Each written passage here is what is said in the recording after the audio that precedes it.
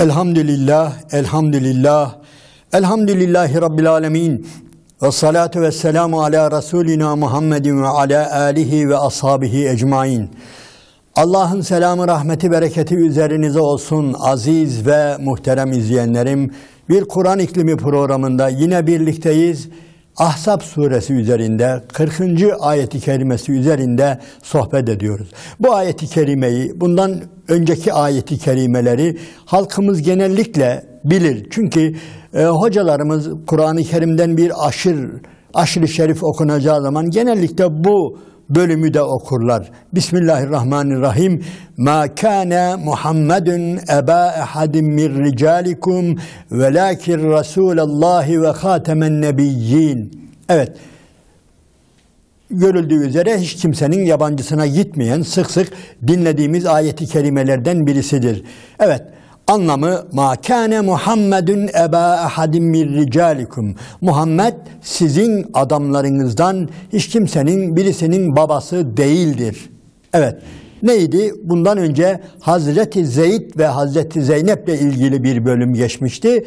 Zeyd radıyallahu anh Zeynep radıyallahu anhadan ayrılmıştı ve Allahu Teala Efendimiz Aleyhisselatü Vesselam ile onların nikahlandığını, Allah-u Teala'nın nikahladığını haber vermişti. Bu dedik ki bu bir inkılaptı. Bu bir yanlış bir örf ve adeti tamamen kaldırmaktı ve sözde bırakmamaktı. Yani Allah-u Teala bir şeyi hem emrediyor veya yasaklıyor ve hem de bizzat onun pratiğini gösteriyordu. Öyle Kur'an-ı Kerim'de veya İslam'da veya hukukta öyle bölümler vardır ki eğer pratize edilmezse, bizzat gösterilmezse insanlar yine de yani onu yerine getirmeyebilirler. Yani Allahu Teala evlatlık müessesesini kaldırıyor. Yani sizin bizzat kendinizin olmayan çocukları sizin değildir. Yani aldığınız evlatlıklar, oğullarınız sizin gerçek oğlunuz değildir buyuruyor ve bunu bizzat göstermek istiyor. Onun için emrediyor. Ahzab suresinin bu bölümünde bundan önceki ayet-i kerimelerde bu konu işlenmişti. Ve Allahu Teala emretmişti. Hazreti Zeynep'le yani Zeyd'in hanımı, boşandığı hanımı, evlatlığının boşandığı hanımıyla boşadığı hanımla Allahu Teala evlendirmişti ve bizzat bunu göstermişti. Burada Bismillahirrahmanirrahim. Ma kana Muhammedun eba ehadin min ricalikum velakin Rasulallahi ve hatemen nebiyyin. Ayet-i kerimesinin birçok anlamı var veyahut da birçok hedefi var. Nedir birincisi? Allah size bir şeyi emrediyor ve onu bizzat pratikte de göstermenizi istiyor. Ve bunu gösterecek olan da peygamberdir sallallahu aleyhi ve sellem. O bizzat göstermelidir bunu. Niye? Çünkü diyelim ki geçmiş dinlerde bazı konular peyderpey yerine getirebilirdi. Bir peygamber yapmazsa öteki arkadan gelecek peygamber bunu yapardı. Yapabilirdi. Böyle bir imkan vardı. Ama eğer Allahu Teala size buyuracak ki oğullarınız, evlatlıklarınız sizin gerçek oğullarınız değildir diye emredecek ama bunu bizzat pratize eden, gösteren bir uygulama olmayacaksa daha sonra gelecek kişiler cesaret edemeyebilirdi. Bunu bizzat uygulamaya teşebbüs edemeyebilirlerdi. Ve bu yine geçmişteki yanlış bir örfün, Araplara ait geçmişteki yanlış bir örf ve adetin devam etmesi demekti. Kur'an-ı Kerim sözde kaldırıyor ama uygulayabilecek birileri gelemeyebilirdi. Onun için Allah-u Teala bizzat Resulüne emretti ve bunu kaldırttı. Dedi ki çünkü o peygamberlerin sonuncusudur. O Allah'ın Resulüdür ve Allah'ın Resulü Allah'tan bir emir aldı mı onu yapmak zorundadır. Resul budur. Resul tebliğ etmek durumundadır. Başka bir de o nebilerin hatemidir, sonuncusudur. Yani eğer kendisi bunu uygulamazsa, bunu göstermezse insanlığa, ümmetine, kendisinden sonra belki cesaret edip bakınız ey insanlar, evlatlıklarımız, oğulluklarımız bizim gerçek oğlumuz değildir. Mesela onun boşandığı eşinin eşiyle ben veya babası evlenebilir diyemeyebilirdi. Evet, Kur'an'da böyle bir ayet-i kerime var ama gerçekten bazı şeyleri halkın içine yerleşmiş olan, özellikle halkın içerisine ta ezelden beri yerleşmiş olan bir örfü, bir adeti, bir ananeyi kaldırmak gerçekten kolay değildir. Onun için Allah-u Teala bunu Resulüne kaldırtırıyor. Sebebini de izah ederken o Resul'dür. O Resul tebliğ etmek, göstermek, pratize etmek durumundadır. Böyle bir yükümlülüğü vardır ve bir de o nebilerin sonuncusudur. Bundan sonra kıyamet gününe kadar peygamber gelmeyecektir. Onun için bunu yapacak başka kim vardır? Peygamber yapamazsa kim yapabilir? Kimse yapamaz. Ama Allah Teala yapılmasını istiyor. Evlatlıkların gerçek evlat olmadığını göstermek istiyor bize. Onun için bu ayeti kerimeleri indiriyor. Önce hem nikahlıyor, Hazreti Zeynep'le nikahlıyor Resulünü ve daha sonra da bunun sebebini bu şekilde izah ediyor. Evet, yani bu Ahzab suresindeki مَا كَانَ مُحَمَّدٌ اَبَا اَحَدٍ مِنْ رِجَالِكُمْ وَلَاكِنْ رَسُولَ اللّٰهِ وَخَاتَمَ النَّبِيِّينَ ayeti kerimesini birinci etapta böyle izah edebiliriz. Ama bu ayeti kerimenin bilindiği üzere başka hükümleri de vardır. Bu ayeti kerime daha bize çok başka şeyleri de söylüyor. Muhterem izleyenlerim, malumunuz daha Peygamber Efendimiz sallallahu aleyhi ve sellem hayattayken vefat etmeden yalancı peygamberler türemişti. Yalancı peygamberler türemişti. Müseylemetül Kezzab gibi yalancı peygamberler türemişti. Ve Efendimiz vefat eder etmez en azından Müseyleme'den başka 4 tane daha yalancı peygamber biliyoruz. Tuleyha, Esved-i Ansi, Sicah, bütün bunlar peygamber olduğunu iddia ettiler ve ilginçtir. Bunlardan birkaç tanesi de bayandır. Onun için ilginçtir. Daha sonra da tarih içerisinde ve günümüzde de Resul olduğunu iddia eden bir takım insanlar çıkmıştır ve bunlar yorum yaparken yani bu ayeti kerimeleri çarpıtmaya çalışmışlardır. Bazıları demişlerdir ki efendim nebilerin sonuncusu yani ve hatemen nebiyyin. Nebiler tamam, nebilik sona erdi ama Resullük sona erdi demiyor diye kendilerine göre bir delil buldular ve o delilden yola çıkarak kendilerinin Resul olduğunu iddia ettiler. Genellikle de evet nebi değil de Resul olduğunu iddia eden epeyce İnsan çıkmıştır, insan türemiştir tarih boyunca. Zamanımızda da var ve söylediğim gibi Peygamber Aleyhisselatü Vesselam'ın hemen vefatı esnasında bile, o esnada bile vardı. Muhterem izleyenlerim, bunu tarihten okuyabiliriz ama insan şuna hayret ediyor ki bu yalancı peygamberler taraftar bulmuş mu? Bulmuş ilginçtir. Bulmuşlar. Sebebi nedir? Özellikle Müseyleme üzerinde birkaç söz söyleyelim. Müseylemetül Kezzab denilen adamın yani kendisine taraftar bulması çok ilginçtir. Niye? Daha Peygamber Aleyhisselatü Vesselam hayatta ve Peygamber Aleyhisselatü Vesselam'ın yani hatta Peygamber Efendimiz'e iman eden insanlardan bile bu adama iman edenler çıkmış. Tabii insan üzülüyor.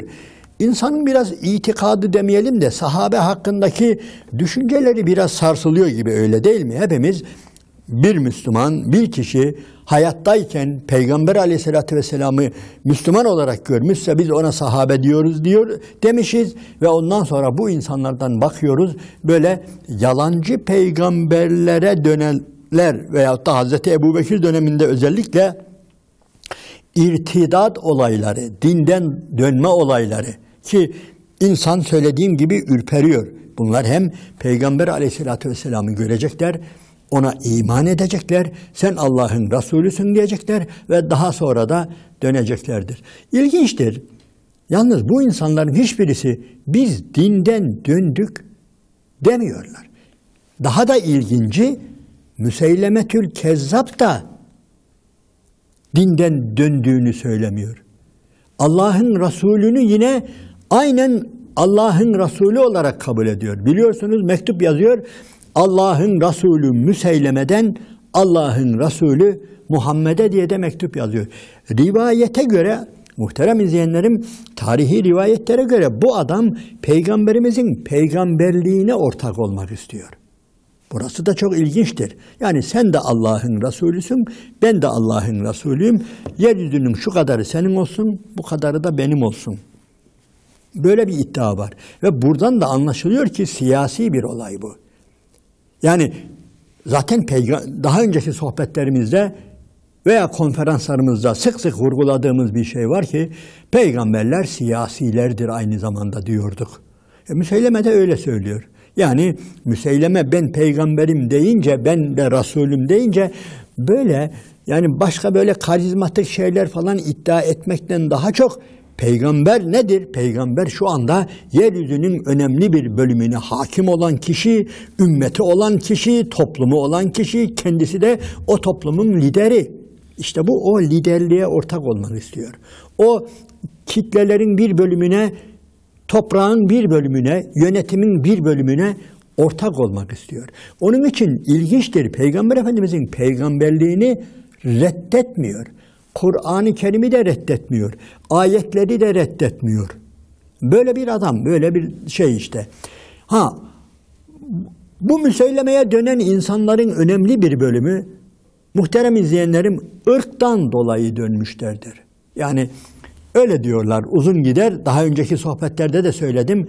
Yani yalancı da olsa diyor, bizim kavimden bir peygamber çıktı ya, bizim kavmin diyor yalancı peygamberi bana göre Mudar oğullarının, ki Peygamber Efendimizin bulunduğu yere toptan onlar Mudar oğulları diyor.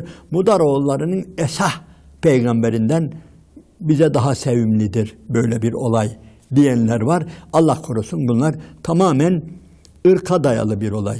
Yine ridde olaylarına, yani irtidat olaylarına, dinden dönme olaylarına baktığımızda bunlar dinden dönmüyorlar. Yani bunlar bir İslam'ı artık biz Müslüman değiliz, Müslümanlıktan çıkıyor, öyle bir iddialar yok. Sadece biz zekatı vermiyoruz diyorlar. Biz zekatı peygambere veriyorduk sallallahu aleyhi ve selleme. Ebu Bekir kim oluyor? O da bizim gibi bir adamdır. Biz ona niye zekat vereceğiz ki? Biz ona niye boyun eğeceğiz ki diyor. Ve dikkat edin, yine sonuçta bir İslam devletini tanımama var. Ve belki de yani Hazreti Ebu Bekir onlara savaş ilan ettiğinde bilindiği üzere Hazreti Ömer karşı çıkıyor. Ya bu adamlar la ilahe illallah diyorlar. Bu adamlar namaz kılıyorlar. Bu adamlar İslam'ın birçok şeyini yerine getiriyorlar. Sadece size zekat vermeyiz diyorlar. Böyle birilerine nasıl savaş açabiliriz diye Hazreti Ömer'in tereddütleri var. Ama daha sonra gönlü yatışıyor, kalbi yatışıyor. Hazreti Ebu Bekir'in yaptığının doğru olduğuna inanıyorlar. Hazreti Ebu Bekir öyle buyuruyor ki ben yani zekatı namazdan ayıran birilerine savaş açarım diyor. Ve ben Allah'ın Resulüne verilen bir o keçi yavrusunun bana da verilmediği bir durumda böyle kişilere savaş açarım diyor. Ve bunu küfür olarak görüyor. Yani İslam devletini reddetmeyi, oradan çıkmayı küfür olarak görüyor ve irtidat olaylarından birisi bu. Bunu anlatmamızın sebebi yalancı peygamberler bunu yapmışlardır. Yalancı peygamberler kendilerine tabi olan insanları Peygamber Efendimizin toplumundan ayırt etmişlerdir. Ötekilerin de buna benzer durumları vardır. Yani Peygamber Aleyhisselatü Vesselam'ın zamanında hemen sonra ortaya çıkan o Asved-i Ensi, Tüleyha, Sicah denilen kişilerin de benzer durumları var. Onlara inananların da benzer durumları vardır. Ama ne acıdır ki kabul edelim, bu adamlar taraftar bulmuşlardır ve Müslümanları epeyce oyalamışlardır ve hatta epeyce kan dökülmesine de vesile olmuşlardır maalesef. Evet, yine ayet-i kerimeye dönelim. Ve hatemen nebiyyin, o nebilerin hatemidir. Birileri söylediğim gibi hatem kelimesini mühür olarak kabul etmişler ve oradan da kaçamak aramışlar. Yani mühür, yani iyi, okkalı bir adam, faziletli bir adam, erdemli bir adam, peygamberlerin en iyilerindendir. Ama Gelebilir. Daha sonra başkaları da gelebilir diye kendilerine göre kendilerine bir açık kapı bırakmışlar oradan ve hatta günümüzdeki yalancı sahte peygamberler de buralardan giriyor. Birincisi hatem kelimesinden giriyor. İkincisi nereden giriyor? Rasullere bir şey demiyor diye.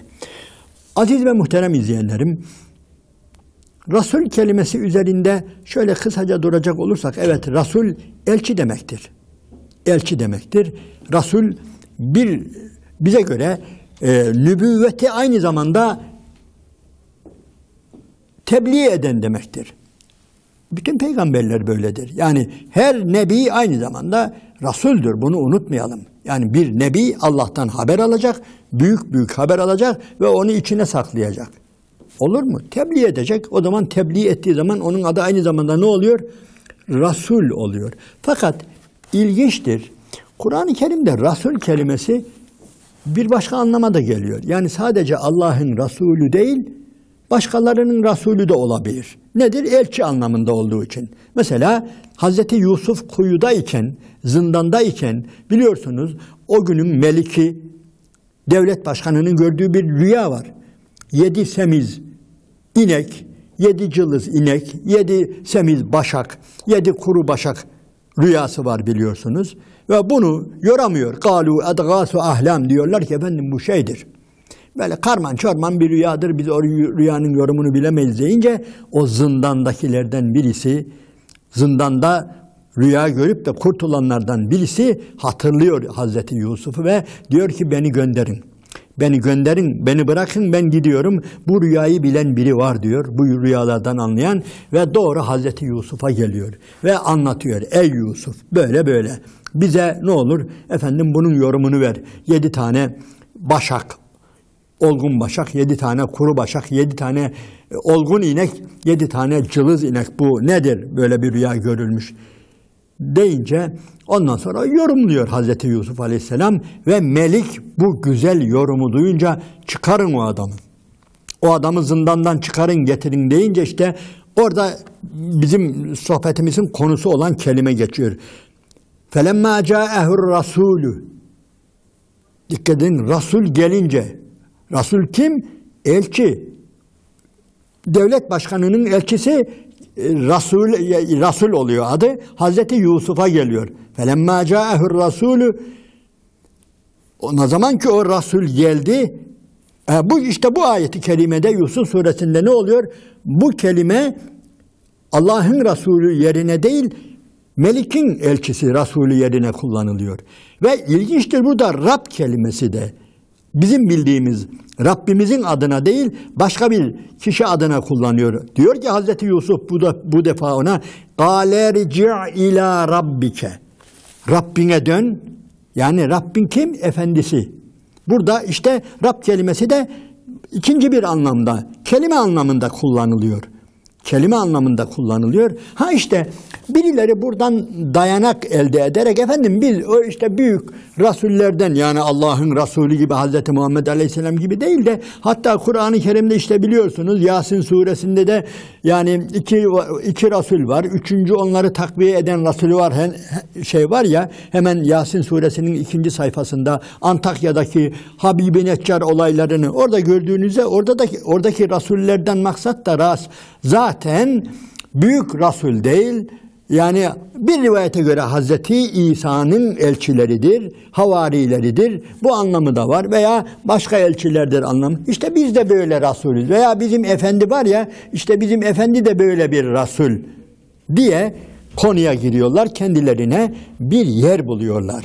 Kendilerine bir yer bularak Resul olduklarını iddia ediyorlar. Ve bu ayeti kerimeyle veya bu ayeti kerimeyle değil, bütün hadis-i şeriflerle ve Kur'an'ın bütünüyle çelişkiye düşen ve insanları yoldan saptıran iblisçe bir yola giriyorlar. Aziz ve muhterem izleyenlerim, Bu bir sapıklıktır. İstedikleri kadar hafife alsınlar. Yani kendi durumlarını hafifletsinler. Yani efendim biz öyle Hz. Muhammed Aleyhisselam gibi bir Kur'an getirecek değiliz, şu değiliz, bu değiliz. Ama bizim de şöyle bir Resullüğümüz var veya bizim o Efendimizin, bizim Resulümüzün de iddiası da zaten mütevazice şöyle böyle bir Resullüktür diye bu konuya İslam'ın bu inancını, temel inancını yıkmak isteyen kişiler var ve maalesef çok üzülerek söyleyelim. Yani hani derler ya bitli baklanın kör alıcısı olur diye var. Alıcıları da var. Ümmette buluyor kendisine böyleleri. Yani kendilerine yakışır, ümmette buluyor. Yani Allah izan versin, basiret versin. Yani bu konu çok önemlidir. Onun için aziz ve muhterem izleyenlerim, bundan sonraki sohbette kısaca yani bu risalet iddiası, ben peygamberim, ben Resulüm iddiası nedir? Yani bunu şöyle biraz daha genişçe ele almamız gerekiyor. Şimdilik sohbetimizi burada noktalıyoruz. Allah'ın selamı, rahmeti, bereketi üzerinize olsun.